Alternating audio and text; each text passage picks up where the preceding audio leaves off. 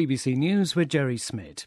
Turkish artillery units have fired on Syria for the first time since the Syrian conflict began 18 months ago, after a mortar bomb fired from inside Syria killed 5 Turkish citizens.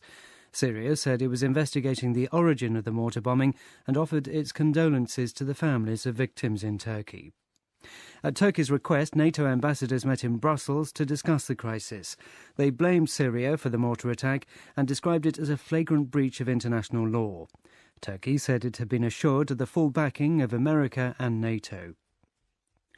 President Barack Obama and his Republican challenger Mitt Romney have been having their first presidential election debate.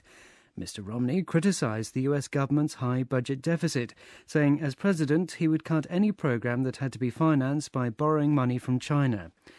Mr. Obama accused his opponent of planning to introduce huge tax cuts for wealthy Americans and to spend money on unnecessary military projects. The pressure group Transparency International says 2/3 of the world's biggest defence companies do not provide sufficient evidence of the measures, if any, they take to prevent corruption. The author of the group's latest study says one of the reasons the defence industry has been prone to corruption is that so many contracts have been secret. A Supreme Court judge in Brazil has ruled that former President Luiz Inácio Lula da Silva's chief of staff played a central role in a corruption scandal that involved buying opposition votes in parliament. The judge said José Dirceu led a criminal scheme that used public funds to pay opposition parties for their support in Congress.